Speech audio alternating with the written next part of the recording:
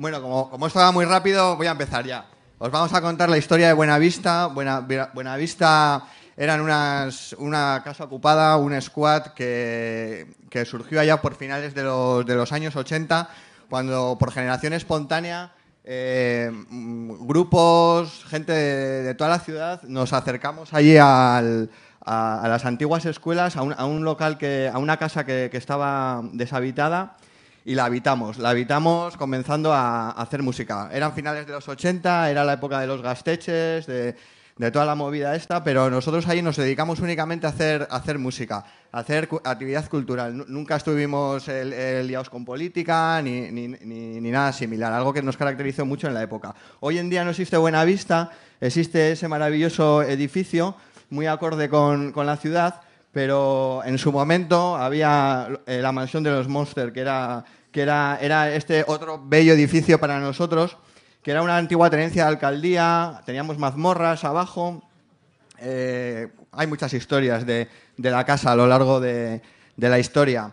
Y bueno, como os digo, pues allí ensayamos, llegamos a estar unos 30 y pico grupos. Era un entorno muy marginal, porque el barrio entonces pues estaba lleno de putas y yonkis, literalmente. Entonces, sin embargo, nosotros allí lo único que hacíamos en medio de aquel ambiente era música, ¿no? Y eso también siempre se nos valoró bastante dentro de las instituciones y demás. Decían, qué buenos chavales estos, que ahí pues aún y todo hacen música y no se drogan y esas cosas.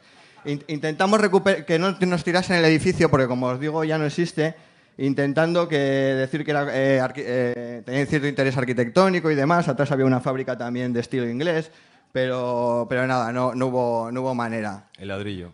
Era la época del ladrillo, eran los planes de urbanización, etcétera. La casa era un ser vivo, era mutante. Las paredes iban, venían, porque cada grupo entraba allí, entonces se construía su local. A veces por un local se entraba al siguiente, que estaba arriba, abajo, y a lo largo de 20 y tantos años, pues era un ser mutante la casa. Nos tiraron todo el suelo entero, lo volvimos a construir, y así. Teníamos una terraza fantástica, desde donde el rey Alfonso XIII tenemos una foto en la que veía el puerto de Pasajes, allá por finales del siglo pasado, no del anterior. Y teníamos un equipo de fútbol. Bueno, no, solamente hicimos un partido contra los del Gasteche de Andoain en Atocha, pero como fue muy, muy impactante, pues siempre hemos guardado la foto con cariño. Algo más, no, Xavi, sí. Cuenta algo más. Bueno, teníamos nuestros choquitos de oficinas, pequeños estudios de grabación de la época, y teníamos internet. Fue el primer sitio donde yo me conecté a internet, año 96. Trabajaba en Fagor y allí ni siquiera teníamos internet, pero en Buenavista sí.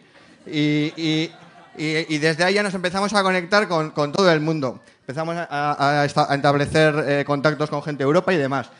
Ahí ensayamos, sí, el del medio soy yo con pelo. Empezamos a... Bueno, ahí ensayábamos grupos, creamos un cierto sonido, ¿no? Pues La Perrera, Nuevo Catecismo, Señor No, Discípulo de Dioniso, Sting 2, Astrozombies.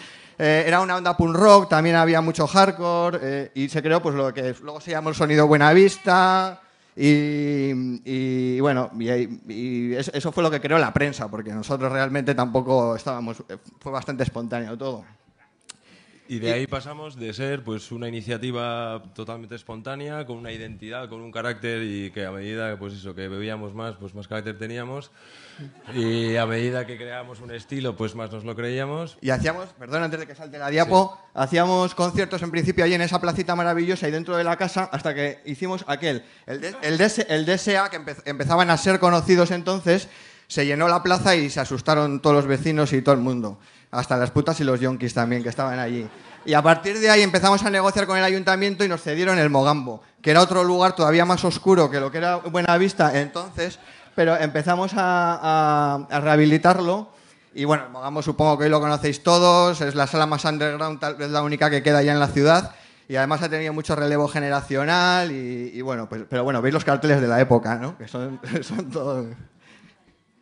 todo, pues es un poema. Di algo, Xavi, joder, que me quedo yo sin... Sí, va, fijo, sí, estaba aprovechando hasta el final para hablar cuanto menos, pero se me acabó el chollo. Bueno, y a partir de ahí, pues eso fue lo que fue en su pasado, la Belle Époque de Buenavista, que se suele decir en la casa, pero luego llegó la realidad, en el cual pues supuso las un máquinas. Cambio total de paradigma. En esta época, bueno, esta es la realidad de física, pero también la realidad de la asociación, porque la asociación prácticamente se quedó así de susurría, ¿no?